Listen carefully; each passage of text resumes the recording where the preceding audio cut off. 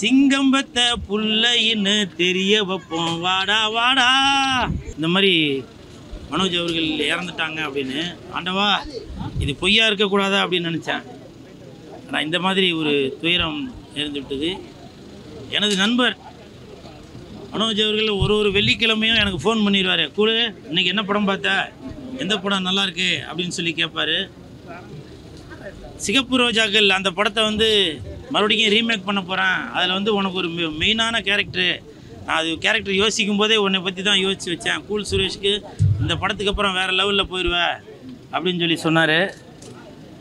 அதெல்லாம் இன்னமும் எனக்கு அப்படியே கண்ணு முன்னாடியே ஞாபகம் வந்துட்டுருக்கு.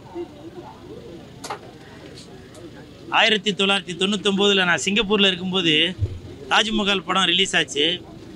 திருப்பாச்சி அருவால தீட்டுக்கிட்டு வாடா வாடா, சிங்கம்பத்தை புள்ளைன்னு தெரிய வைப்போம் வாடா வாடா அப்படின்னு அவருக்கு அந்த பாட்டு இன்னைக்கு 48 வயசில் பாரதி ராஜா சாருக்கு இந்த மாதிரி ஒரு துயரமான சம்பவம். அப்புறம் இன்னைக்கு காலையில் கூட தமிழக வெற்றி கழகத்தின் தலைவர் விஜய் சார் வந்து மனோஜ் அவர்களோட இறுதி சடங்கில் கலந்துட்டுருக்காரு, வரவேற்கத்தக்கது. ஆனால் சில பேர் வந்து இதை வந்து அரசியலாக்கிட்டாங்க. ஒரு 10 நாளைக்கு முன்னாடி தமிழக வெற்றி கழகத்தில் மாவட்ட செயலாளர் ஒருத்தர் இறந்துட்டார், அவரோட சாவுக்கு விஜய் சார் போல், ஆனால் இதுக்கு மட்டும் வந்திருக்காரு அப்படின்னு சொல்லி சில பேர் சொல்லியிருந்தாங்க. இப்போவும் சொல்கிறாங்க, தமிழக வெற்றி கழகத்தின் தலைவர் விஜய் சார் எப்போவுமே என் நெஞ்சில் குடியிருக்கும் அப்படின்னு சொல்லுவாங்க இல்லையா, உங்களோட மனசில் குடியிருக்கிறவர் தான் விஜய் சார். அதனால் அவர் வந்து எப்போவுமே பாகுபாடு பார்க்க மாட்டார், ஏழை பணக்காரன் பார்க்க மாட்டார், எல்லா நிகழ்ச்சிகளையும் அவர் கலந்துப்பார். இப்போ ஷூட்டிங்லேயும் சினிமாவிலையும் அரசியல்லையும் இருக்கிறதுனால அவரால் எல்லா நிகழ்ச்சிகளையும் கலந்து கொள்ள முடியல. அதுதான், தயவு செஞ்சு இந்த விஷயத்தை அரசியலாக்காதீங்க. அன்னைக்கு அந்த மாவட்ட செயலாளரோட நிகழ்ச்சியில் கலந்துக்க முடியாததுக்கு ஷூட்டிங்கிறது ஒரு காரணமாக இருந்ததாக கேள்விப்பட்டேன். என்றைக்குமே தமிழக வெற்றி கழகத்தின் தலைவர் விஜய் சார் நம்ம கூட தான் இருக்கிறாரு. தயவு செஞ்சு இதை வந்து ஒரு இஷ்யூ ஆக்காதீங்க. அதே மாதிரி மனோஜ் அவர்கள் எந்திரன் படத்தில் ரஜினி சார் டபுள் ஆக்ஷனில் நடிச்சிருப்பாங்க. இன்னொரு எந்திரனாக நடித்தவர் நம்ம மனோஜ் அவர்கள் தான். அந்த ஸ்டில்லாம் எனக்கு அமுச்சு வச்சார், பார்ப்பா ரஜினி சாருக்கு நான் தான் டூப் போட்டேன் அப்படின்னு சொல்லி. இது நிறையா பேருக்கு தெரியாது இந்த விஷயம். எந்திரன் படத்தில் ரஜினி சாருக்கு எந்திரனாக நடித்தவர், அதாவது டபுள் ஆக்ஷனாக வரும்போது அதை நடித்தவர் வந்து நம்ம மனோஜ் அவர்கள் தான். இப்படி ஒரு நடிகனாக நம்ம வந்து ஒரு டைரக்டரோட பையன், பாரதி ராஜா சார் பையன் அப்படின்ற ஒரு கர்வம்லாம் எதுவும் இல்லாமல் எதுவாக இருந்தாலும் இறங்கி வந்து சினிமாவுக்காக உடல் பொருள் ஆவி அனைத்தையும் கொடுத்தவர் தான் மனோஜ் அவர்கள். அவர்கள் இன்று இல்லை அப்படின்றது ஒரு பெரிய துயரமான சம்பவம் தான். அவரோட ஆத்மா சாந்தி அடையணும். பாரதி ராஜா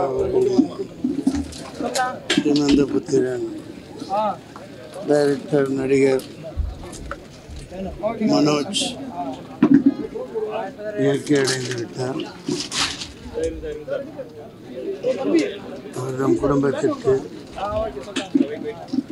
ஆழ்ந்த இரங்கல்கள். அப்பாக்களின் கண் முன்னே தாத்தாக்களின் கண் முன்னே பேரன்களும், அப்பாக்களின் கண் முன்னே மகன்களும் இயற்கை எய்துவது, மரணமடைவது இப்போது அதிகமாகிக் கொண்டு வருகிறது காலச்சூழல்.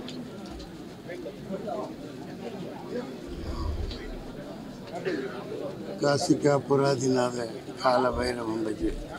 இப்போ தான் ஒரு 2 மாதத்துக்கு முன்னாடி ஒரு படத்தினுடைய ப்ரிவியூ ஷோவில் அவரை பார்த்து ரொம்ப நேரம் பேசிகிட்டு இருந்தேன். என்னுடைய உதவியாளர் ரவிசங்கர் இயக்கிய வருஷமெல்லாம் வசந்த படத்தில் நான் தான் மனோஜ்குமாரை ரெக்கமெண்ட் பண்ணி மனோஜ்குமார்கிட்டையும் பேசி டைரக்டர்கிட்டையும் பேசி மனோஜ் அந்த படத்தில் நடிக்க வச்சேன். அதில் அவருக்கு நல்ல பேர், அந்த படமும் நல்ல ஹிட்டாச்சு. இன்னும் பெரிய சாதனைகள் புரிய காத்திருந்தார். இந்த இளம் வயதிலேயே அவருடைய மரணம் வந்து மிகப்பெரிய ஒரு அதிர்ச்சியை ஏற்படுத்தியிருக்கு. அது என்னால் இன்னும் மீள முடியல. அதிலிருந்து வந்து நான் டைரக்டரை வந்து என்னால் சந்திக்கவே முடியல. இந்த வீட்டுக்கு நான் பல இடம் வந்திருக்கேன், ஆனால் இன்றைக்கி என்னால் அவரை சந்திக்க முடியல. என்னுடைய ஆழ்ந்த இரங்கலை நான் தெரிவிச்சுக்கிறேன். நன்றி. மனோஜோட இழப்பு தாங்க முடியாத ஒரு விஷயம். அதை விட டைரக்டருக்கு எந்த வகையில் நம்ம ஆறுதல் சொல்கிறதுன்னு எனக்கு புரியல. இறைவன் தான் டைரக்டரை காப்பாற்றணும். அனைவருக்கும் வணக்கம். சார் சொன்ன மாதிரி அவர் நல்ல நடிகராகவும் ஒரு இயக்குனராகவும் வளம் வந்துட்டு இருப்பார். சீக்கிரமாக அவர் வந்து சிவப்புராஜாக்கள் 2 படம் இயக்கிறதா இருந்தார். அது சம்மந்தம் அவங்க கூட டிஸ்கஸ் கூட பண்ணார். சமீபத்தில் அவருக்கு ஒரு இருதய ஆப்ரேஷன் ஒன்று நடந்தது. அதுக்கப்புறம் அவர் வந்து பார்க்கணும் முயற்சி பண்ணால் அதுக்குள்ளே இப்படி ஒரு இடி மாதிரி ஒரு செய்தி வந்து இறங்கியிருக்கு. எழில் என்ன சொன்ன மாதிரி நம்ம என்ன ஆறுதல் சொல்கிறது, அப்பா உயிரோட இருக்கப்பா புள்ள தவறிட்டா அந்த வலியும் வேதனையும் சொல்ல முடியாத ஒன்று. எவ்வளவோ கஷ்டங்களை தாங்கின அப்பா பாரதிராஜா அவர்கள் இந்த இதையும் கடந்து நல்லபடியாக வரணும் நான் இறைவன்ட்ட வேண்டிக்கிறேன். மனோஜுடைய ஆத்ம சாந்தியுடைய இயக்குனர் சாம் சார்பா எல்லாருக்கும் பிரார்த்தனை. எனக்கு இந்த குடும்பத்தில் ஒருத்தன் நான், என்னை மூத்த பிள்ளைங்கிற அளவுக்கு தான் என்னை வச்சுருப்பார். வெளியில் என்ன நண்பன் சொன்னாலும் அவர் ஐயா வந்து ஒரு நண்பனாக ஒரு பிள்ளைய தான் வச்சுருந்தார். அப்படி ஒரு 15-20 ஆண்டுகளாக அவங்க குடும்பத்தோடு நான் வாழ்ந்துட்டேன். கொஞ்சம் அமைதியாக இருங்க sir, please sir, please sir. இல்லை வண்டி வரும். அப்படி வாழ்ந்துட்டு இன்றைக்கி கூட பிறந்த எனக்கு அவன் ஒரு புள்ள மாதிரி தான். அதை இழந்து நிற்கிறோம். அது ஒரு உண்மையை சொல்லணும்னா எல்லாருக்கும் நான் சொல்லுவேன், அது எனக்கும் சேர்த்து தான். இந்த ருத்ர சோகம் எனக்கும் உண்டு.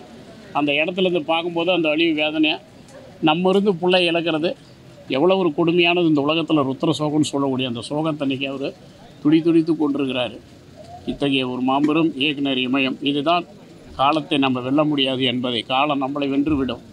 நான் எங்கே போனாலும் சொல்லுவேன், இயற்கை உணவை பற்றி. நான் ஒரு பிரியாணி கடை வச்சுருந்தேன், அந்த உணவில் என்னென்ன மாதிரி கொடுக்கணும், நம்ம உடம்பு எவ்வளோ முக்கியம், நம்ம ஆரோக்கியம் எவ்வளோ முக்கியம், அதுதான் நான் இப்போ சொல்லுவேன் எல்லாருக்குமே. இதிலேருந்து கற்றுக்க வேண்டிய பாடங்கள் அவருக்கு வெறும் ஒரு இரங்கல் மட்டுமல்ல, நம்ம வேதனைப்படுவதில்லை, வேதனையில் துடிப்பது மட்டும் இல்லை, இன்றைக்கி இருக்கிற பழக்க வழக்கங்கள். அதான் பத்திரிகையாளர் கூட உங்களுக்கு தெரியும், யாரையும் குறை சொல்ல வேண்டும் அப்படிங்கிறது இல்லை. எத்தனையோ மதுகளுக்கு, சிகரெட்டுகளுக்கு, இரவு உணவுகள், நள்ளிரவில் சாப்பிடக்கூடிய உணவு வகைகள், இதெல்லாம் இருந்து நாம் உண்மையாகவே இயற்கைக்கு மாற வேண்டும். எத்தனையோ சித்தர்கள் எவ்வளோ பேர் நமக்காக பேசிகிட்டு இருக்கிறாங்க, இந்த மாதிரி உணவு இருந்துங்க, நேரத்தில் சாப்பிட்ருங்க, இதை பயன்படுத்துங்க, இயற்கை உணவுகளை, கீரைகளை, இதயத்துக்கு ஒரு கரிஞ்சீரகம் சாப்பிடுங்க, ஒரு நெல்லிக்கண்ணி சாப்பிடுங்க, கீரை வகைகள் எடுங்க, கொஞ்சம் சாதம் இருக்கட்டும், 50% காய்கறிகளும், ஒரு 20% புரோட்டீனும், ஒரு 30% 20% மாவுச்சத்து உடம்புக்கு தேவைன்னு சொல்கிறாங்க. உண்மையிலேயே இன்றைக்கி இருக்கிற இளைஞர்கள் நிச்சயமாக இதெல்லாம் பார்த்து நம்ம கடைப்பிடிக்க வேண்டிய நிலையில் இருக்கிறோம். இயற்கை உணவை நேசிப்போம். இத்தகைய நோய்களை நம்ம தடுக்கிறதா உறுதி எடுப்போம். இந்த நேரத்தில் இந்த வேதனை எனக்கும் உண்டு. இந்த குடும்பத்தில் நான் ஒருத்தவங்க பத்திரிகையாளர்கள்லாம் அனைவருக்கும் தெரிந்தது, எங்கு சென்றாலும் ஐயாவோட தான் இருப்பேன். அவர் உடல்நலம் பாதிக்கப்பட்ட வேண்டி இந்த கொரோனா காலத்தில் தான் கொஞ்சம் விலகி இருந்தேன். அந்த மாதிரி மனோஜி என்னை சொல்லுவான், மனோஜி அண்ணே வளர்ந்த குழந்தை நீங்கன்னு முத்தம் கொடுப்பான் எனக்கு கட்டி பிடிச்சி. அப்படி ஒரு பிள்ளை இன்றைக்கி நான் இழந்து நிற்கிறோம், கண்ணீரும் வேதனையோடு. என்ன சொல்கிறது, எவ்வளவோ உணவு முறையில் தான் நம்ம அதிகம் கவனம் எடுக்கணும் தான் இந்த நேரத்தில் தமிழக மக்கள், உலகெங்கும் வாழும் மக்களுக்கு எங்கள் சேலமர தொழிலாளர் சார்பாக சொல்லிக் கொள்வது உங்கள் சார்பாக.